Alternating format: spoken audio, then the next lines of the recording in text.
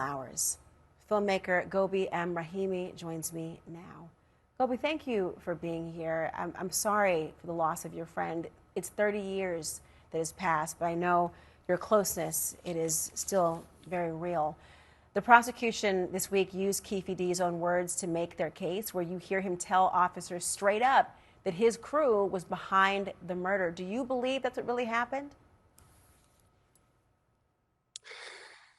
First off, thank you for having me. It's a pleasure to be in this conversation with you. Mr. Davis has been saying one story for a couple of decades. He's made books. His own words have been used to sort of build a case against him. You normally take a man for his word, especially if he's been telling the same story for that long.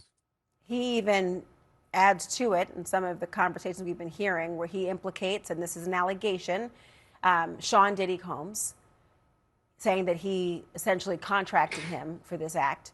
Now, Diddy's team says in a statement to CNN, Davis has denied his own claims, maintaining that he made the statements to gain fame and notoriety and that they were not true.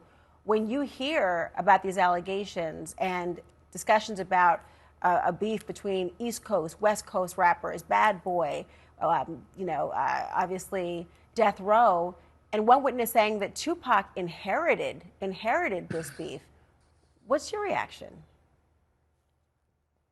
So Laura, what's really interesting about the P. Diddy name coming into the mix is the first directing credit that I have with Tupac is for a video called Two of America's Most Wanted. And we filmed a narrative scene, the first 15 or 20 seconds of the video, and it's on YouTube. It's got hundreds of millions of views. It's where he reenacted a scene where there was a Biggie and a Puffy, and he essentially accused them of setting him up at the Quad Studio shoot. So the first time he got shot, he was accusing them of being involved. So Diddy's name coming up in the second shooting, I don't think that's too far-fetched, especially if Pac was willing to create content that historically would be there forever that implicated them. Because the one thing I'll tell you about Tupac is Tupac was loyal. And if you were loyal back to him, he would give you the shirt off of his back. But if you broke that trust, or if you didn't keep your word, he would go to war with you.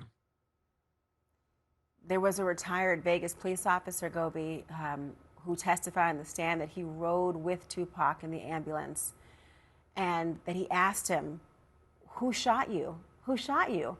Here is what he said Tupac said.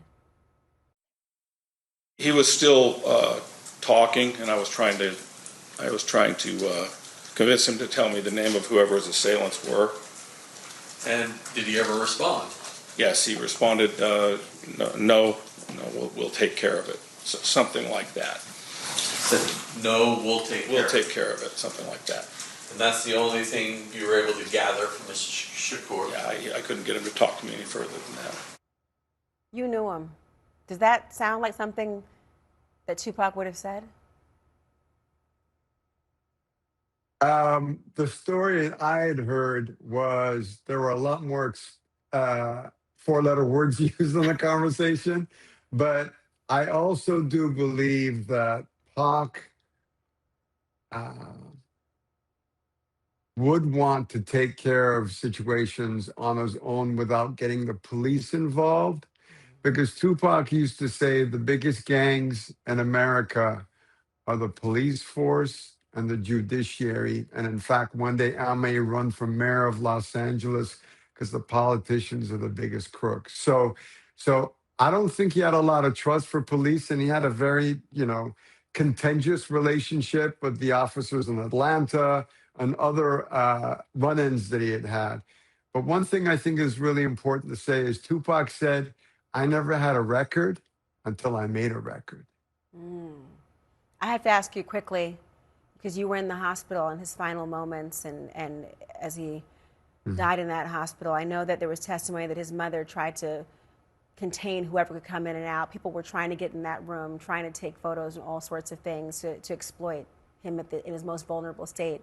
If you could say anything to Tupac, knowing everything you know now, what would it be? What would I say to Tupac? I would say you were a Luke Skywalker surrounded by nothing but Darth Vaders. It's time to shake them before they take you out. Gobi Rahimi, thank you.